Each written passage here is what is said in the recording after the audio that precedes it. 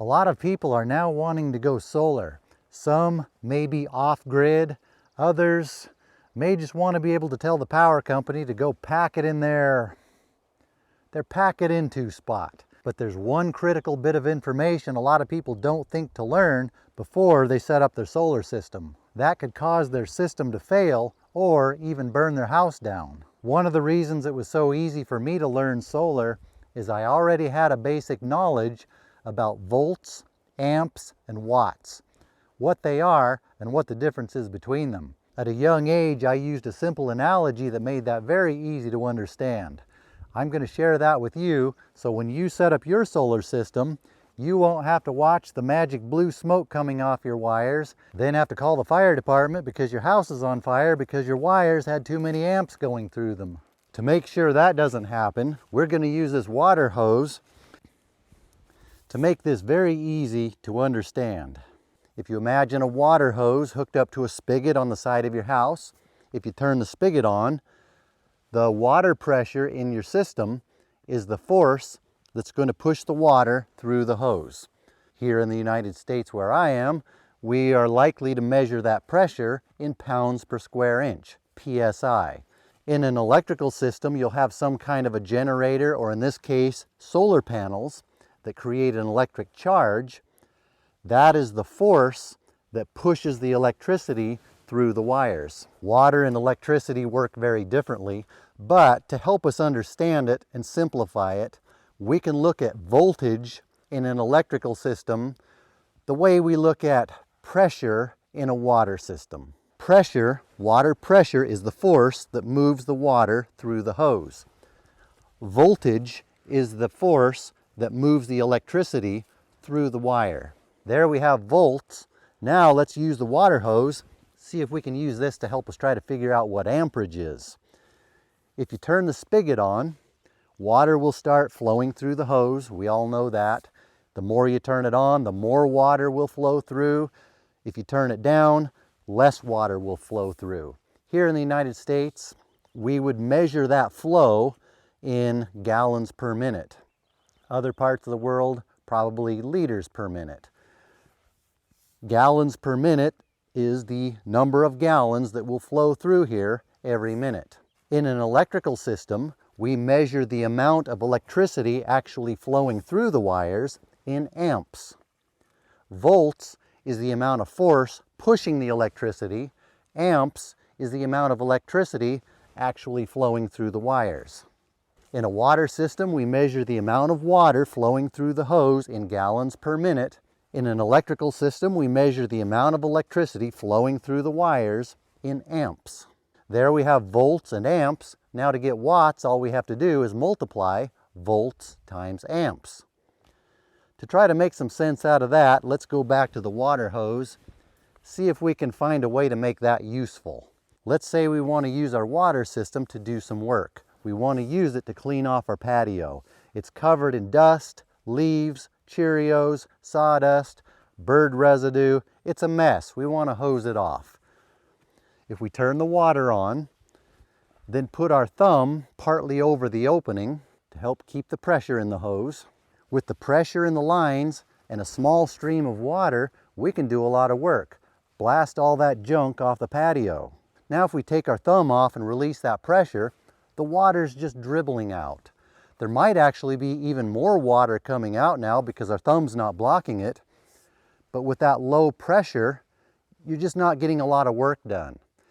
If the water's just dribbling out, it will move a few things around, but it won't do nearly the amount of work as that small stream did under high pressure. In order to get more work done at that low pressure, you would need to have a big hose carrying a whole bunch of water across that patio all at once to be able to do the same amount of work you could do with high pressure and a little stream of water. To try to sum all that up, if you have higher pressure, you can do more work with less volume of water. If you have lower pressure, you're going to need more volume of water to make up for that lower pressure. In an electrical system, watts are the amount of work you can do with the electricity. To get a certain number of watts, or the ability to do a certain amount of work, The higher your voltage is, the fewer amps you're going to need. The lower your voltage is, the more amps you're going to need to keep that wattage the same. Just like hosing off the patio, the more pressure, the more force we have, the less water we need to do the job. The lower the pressure, the more water volume you're going to need to do the same amount of work. Your standard household 110, 120 volt system, that's the regular plug-ins in your wall that you plug things into. It's relatively high voltage. That's why you don't want to grab onto a bare wire. It could bite you. It's enough voltage, enough force to push that electricity through you and cause big problems. It's also enough voltage to do a lot of work with relatively low amperage. If you have an appliance that pulls 120 watts, if it's 120 volts, that means it only needs 1 amp. 120 volts times 1 amp, 120 watts. If you have a bigger appliance that's 1200 watts, at 120 volts, you only need 10 amps going through. 120 volts times 10 amps, 1200 watts. But something that's low voltage, like a regular car battery, which is only 12 volts, to get that same 1200 watts out of a 12 volt car battery, 1200 watts would be similar to what a car engine starter motor would use, or more depending on the size.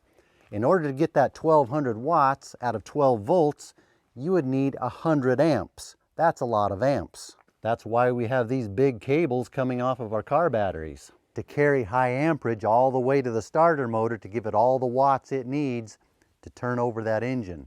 12 volts is a low force pushing on the electricity, so to make up for that low force, we need to move a lot of volume of electricity. For that bigger volume of electricity, higher amperage, you need a bigger wire to carry it all. Well, not that big, but that big.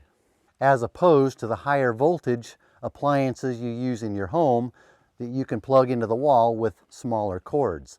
Let's see if we can sum this up. Voltage is the amount of force pushing the electricity through the wires. Amperage is the amount of electricity actually going through the wires. Wattage is the amount of work you can do with electricity.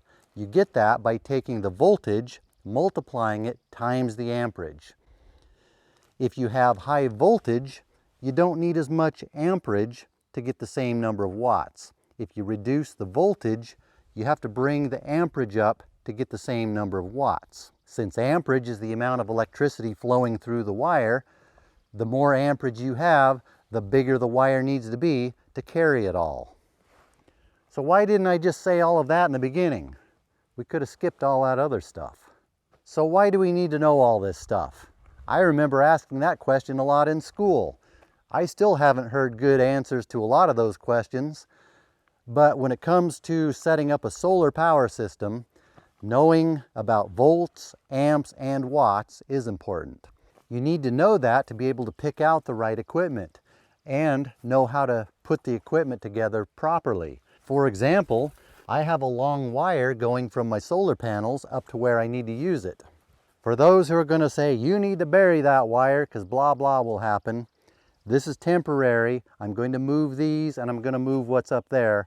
After I do that, then I'll bury it. Where was I?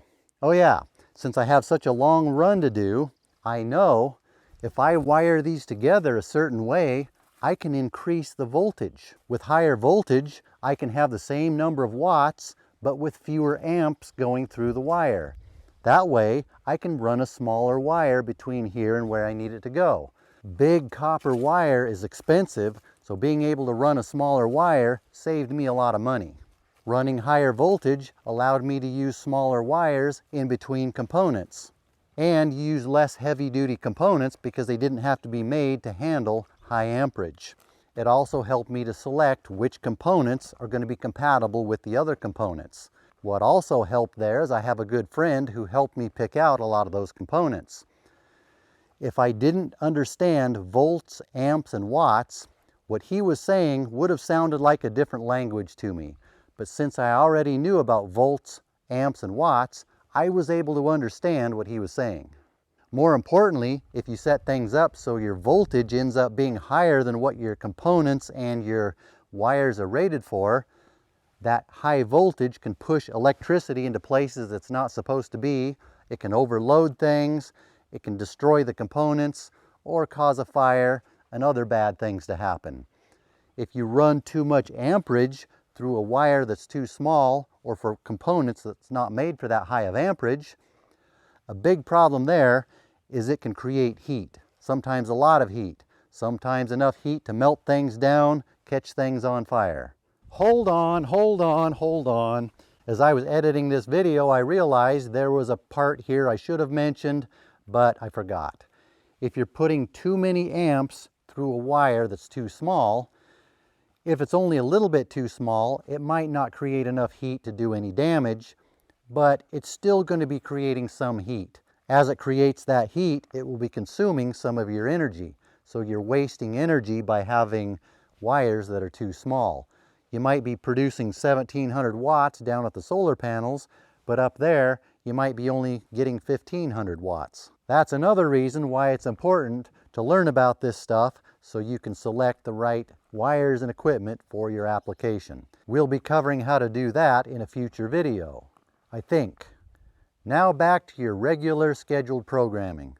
In my next solar videos, I think we're going to learn how to put all of this into practical use. Probably not my next videos, but my next solar videos. I ordered some parts, waiting for those to come in. Until then, I'll put some more solar videos up here for you to watch. That should keep you busy until the next video comes out.